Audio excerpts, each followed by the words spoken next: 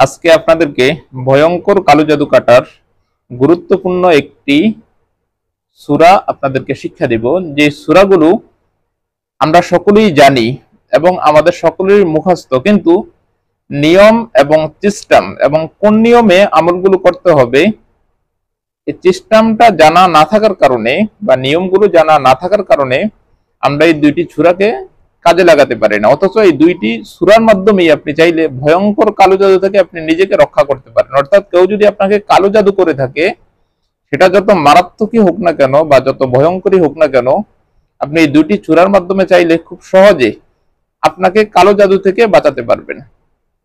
সুতরাং আমি মনে করি আজকের এই ভিডিওটি আপনাদের জন্য খুবই গুরুত্বপূর্ণ এবং খুবই উপকারী একটি ভিডিও। তাই ভিডিওটি না টেনে একটু শেষ পর্যন্ত দেখার চেষ্টা করবেন। ভিডিওটি শুরু করার আগে ছোট্ট একটু অনুরোধ করব, আপনি যদি আমার এই ভিডিওটি আমার ইউটিউব চ্যানেল থেকে দেখে থাকেন তাহলে চ্যানেলটিকে সাবস্ক্রাইব, এবং ফেসবুক পেজ থেকে দেখে থাকলে পেজটিকে অবশ্যই ফলো দিয়ে রাখবেন নিয়মিত এমন গুরুত্বপূর্ণ ভিডিও পাওয়ার জন্য। চলুন আমরা এই বিষয়ে কথা না বাড়িয়ে ভিডিওর মেইন আলোচনায় আসতে পারি। দর্শক, আজকে আপনাদেরকে দুটি এমন সূরা বলবো যে দুটি সূরা আমাদের সকলের মুখস্থ, কিন্তু আমরা নিয়ম কানুন জানা না থাকার কারণে আমরা এই দুইটি সূরাকে কাজে লাগাতে পারি না। এই দুইটি সূরার মাধ্যমে আপনারা চাইলে ভয়ঙ্কর কালো জাদু থেকে, অর্থাৎ আপনাকে যত মারাত্মক কালো জাদু করুক না কেন, সেটা আপনাকে কেউ আপনার ক্ষতি করার জন্য কোন রকম বান মারুক, অথবা আপনাকে মেরে ফেলার জন্য কোন রকম বান মারুক, অথবা আপনাকে কোনো অসুস্থ করার জন্য আপনাকে কোনো কালো জাদু করুক, যেটাই হোক না কেন, আপনি ভয়ঙ্কর কালো জাদু থেকে আপনি নিজেকে এই দুইটি সূরার মাধ্যমে রক্ষা করতে পারবেন। এই দুইটি সূরা আমাদের খুবই পরিচিত এবং আমরা অনেকেই এই সূরাগুলো মুখস্থ জানি এবং আমাদের অনেকেরই মুখস্থ থাকে। শুধু নিয়মটা জানা না থাকার কারণে, সূরাগুলো যদিও আমাদের পরিচিত কিন্তু নিয়মটা জানা না থাকার কারণে আমরা এই দুইটি সূরাকে আমাদের কাজে আনতে পারি না। ওই দুইটি সূরা হচ্ছে সূরাতুন নাস এবং সূরাতুল ফালাক, অর্থাৎ কোরআনের সর্বশেষ দুইটি সূরা সূরাতুল ফালাক এবং সূরাতুন নাস। এই সূরাতুল ফালাক এবং সূরাতুন নাসের ভিতরে 11টা আয়াত আছে। এই 11টা আয়াতের মাধ্যমে দুইটা সূরা মিলে 11টা আয়াত। এই 11টা আয়াত দ্বারা আপনি চাইলে আপনার শরীরে কেউ যদি ভয়ঙ্কর কালো জাদু করে থাকে, আপনি কালো জাদুকে একদম নিঃশেষ করে দিতে পারবেন। তো আমি আপনাদেরকে এখন নিয়মটি বলছি, যে নিয়মটি যেভাবে বলবো হুবাহু ওভাবে আপনারা করবেন।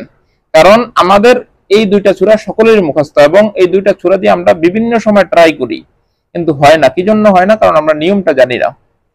যখন দেখবেন আপনাকে কেউ কালো জাদু করেছে, কালো জাদু করলে আপনার ভিতরে কি কি লক্ষণ দেখা দিতে পারে, কি কি আলামত আপনি দেখবেন, এই বিষয় নিয়ে আমি নেক্সট আরেকটি ভিডিও বানাবো। আপনারা ওই ভিডিওতে বিস্তারিত দেখে নেবেন। ওই ভিডিওগুলো পাওয়ার জন্য আমার চ্যানেলটিকে সাবস্ক্রাইব করে রাখেন আপনি। তো যদি আপনি দেখেন আপনার ভিতরে কেউ কালো জাদু করেছে, তখন ওটা কাটার জন্য আপনি পাওয়ারফুল দুইটি সূরা, যে সূরা দুটার নাম সূরাতুন নাস, অর্থাৎ কুল আউযু বিরাব্বিল ফালাক এবং কুল আউযু বিরাব্বিন নাস, এই দুইটা সূরা দিয়ে আপনি ভয়ঙ্কর কালো জাদু কাটতে পারবেন।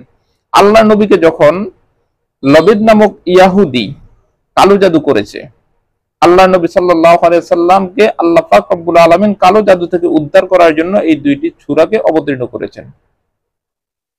এই দুইটি সূরা এত পাওয়ারফুল, সেটা যত ভয়ঙ্কর কালো জাদু হোক না কেন, আপনি এই দুইটি সূরার মাধ্যমে আপনি সব কেটে ফেলতে পারবেন, সেই কালো জাদু যত ভয়ঙ্করই হোক না কেন। এই দুইটি সূরা ব্যবহার করার নিয়ম হচ্ছে, দুইটি সূরার ভিতরে কিন্তু 11টি আয়াত আছে। আপনি 11টি আয়াতকে ভিন্ন ভিন্ন ভাবে পড়বেন। সেটা কিভাবে পড়বেন আমি আপনাকে বলে দিচ্ছি। আপনি প্রথমে যদি কালো জাদু থেকে উদ্ধার পেতে হয়, তাহলে পরিষ্কার একটু নদীর পানি নেবেন। আর যদি নদীর পানি আপনার পক্ষে সংরক্ষণ করা সম্ভব না হয়, তাহলে যে কোনো টিউবওয়েলের বা যে কোনো পরিষ্কার পানি নিলেও হবে, তবে নদীর পানিটা সবচেয়ে ভালো হয়। ওই পানিটাকে আপনি যে কোনো একটু ভালো পাত্রের ভিতরে নিয়ে নেবেন। নিয়ে আপনি প্রথমে আউযু বিল্লাহ বিসমিল্লাহ কোনোটাই পড়বেন না। প্রথমে এভাবে শুরু করবেন, কুল আউযু বিরাব্বিল ফালাক, একটা আয়াত পড়বেন, পানির ভিতরে একটা ফু দিবেন। তারপরে মিন শাররি মা খালাক, তারপরে একটা আয়াত পড়বেন, একটা ফু দিবেন।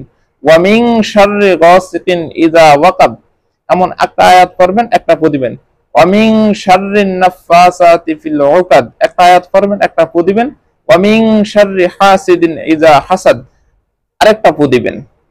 তারপর এখানে আবার কুল আউযু বিরাব্বিন নাস সূরাটি শুরু করার সময় আপনি বিসমিল্লাহ পড়বেন না, সরাসরি শুরু করবেন কুল আউযু বিরাব্বিন নাস, একটা আয়াত পড়বেন, একটা ফু দিবেন, এভাবে আপনি শেষ পর্যন্ত আয়াতগুলো পড়বেন, শেষ পর্যন্ত ফু দিবেন। অর্থাৎ দুইটা সূরাকে আপনি একসাথে করে পড়তে হবে, আলাদা আলাদা পড়লে হবে না। দুইটা সূরাকে ভিন্ন ভিন্ন আয়াতগুলো একসাথে করে পড়ে যেই নিয়মে বলছি এই নিয়মে আপনি যদি পানিতে ফু দেন, আর ওই পানিটা যে ব্যক্তি জাদুতে আক্রান্ত তার শরীরে ছিটে দিবেন এবং কিছু পানি খাওয়াই দিবেন। আপনার কাজ এতটুকু, তাকে পানিটা কিছুটা খাওয়াই দিবেন, কতটুকু তার গায়ে ছিটে দিবেন, এতটুকুই আপনার কাজ। কালো জাদু যত ভয়ঙ্করই হোক না কেন, যত ভয়ঙ্কর কালো জাদু আপনাকে করে থাকুক না কেন, ওই কালো জাদু আপনার শরীরে আর কোনো প্রকার কোন রকম অ্যাকশন করতে পারবে না। যেহেতু আল্লাহ নবীকে করতে পারেনি, আপনাকেও করতে পারবে না। আল্লাহ পাক রব্বুল আলামিন আমাদেরকে এই দুইটি সূরার মাধ্যমে কালো জাদু থেকে রক্ষা করবে ইনশাআল্লাহ। তবে আল্লাহর উপর পরিপূর্ণ আপনার ইয়াকিন এবং আল্লাহর কোরআনের উপর পরিপূর্ণ ইয়াকিন এবং ভরসা আপনার রাখতে হবে। এই দুইটি সূরার মাধ্যমে তাহলে খুব সহজে আপনি কালো জাদু থেকে রক্ষা পাবেন ইনশাআল্লাহ। আমি আপনাকে কথা দিচ্ছি। ভালো থাকবেন। কোনো কথা না বুঝে থাকলে স্ক্রিনে দেওয়া নাম্বারে যোগাযোগ করে আমার থেকে আমলটি শিখে নেবেন। ধন্যবাদ। দেখা হবে পরবর্তী ভিডিওতে। আসসালামু আলাইকুম ওয়া রাহমাতুল্লাহি ওয়া বারাকাতুহু।